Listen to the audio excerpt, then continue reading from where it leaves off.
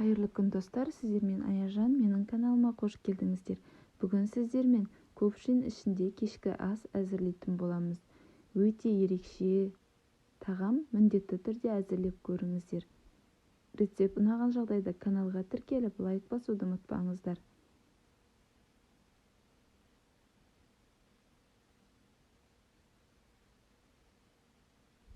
Міне сулы, өте дәмді шыққан.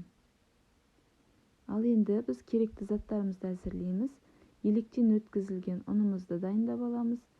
Жылы суымызға тұзымызды салып, жақсылап ерітіп аламыз.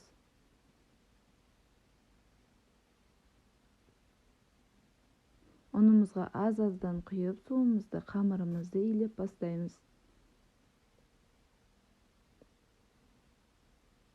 Ерітілген сары майымызды құямыз. Қамырымызды жақсылап илейміз. Қатты жұмсақ болмайды, қатты болмайды, орташа тығыздықта қамырымызды 20-30 минутқа демалдырып қоямыз.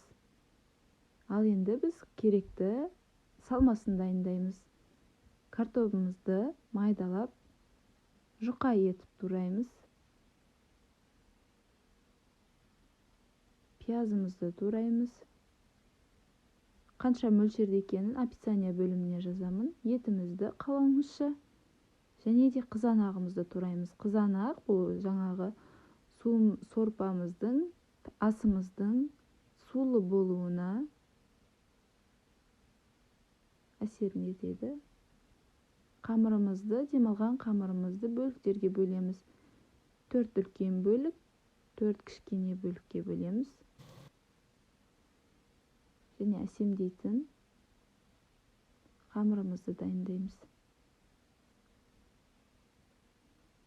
Енді салмамызға тұзымызды, паприка, қара бұрышымызды саламыз. Жақсылап араластырамыз.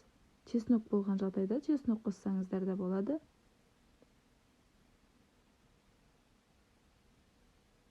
Қамырымызды жайып, кесенің көмегімен салмамызды саламыз. Кесеңіз қатты үлкен болмау керек. Орташа кесе болады. Яғни салмаңыз да көп кетпейді, және де көпшініңіз де үлкен болмай орташа көлемде шығады. Қамырымыздың кішкентай бөлігін бетіне жауып біріктіреміз. Әсемдік үшін жаңағы қамырымызды орап, әдемілеп көпшін жасап қоямыз. Екінші салмамызды салғаннан кейін кішкене сары май салып жіберсеңіздер де болады. Ол асымыз өте дәмді, майлы, сулы болып шығуына әсерін береді. Енді самсамызды әсемдейміз.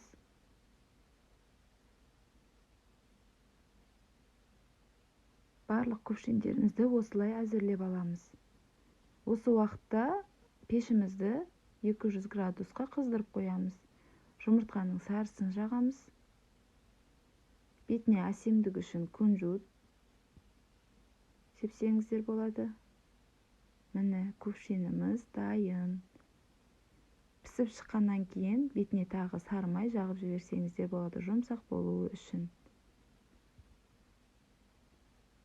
Үйдегілерге қатты ұнады. Кешкі асқа міндетті түрде жасап беріңіздер.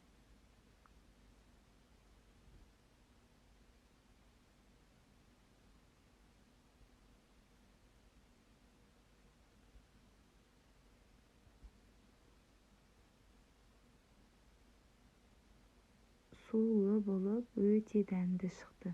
Міндетті түрде жасап көріңіздер, ас болсын баршаңызға.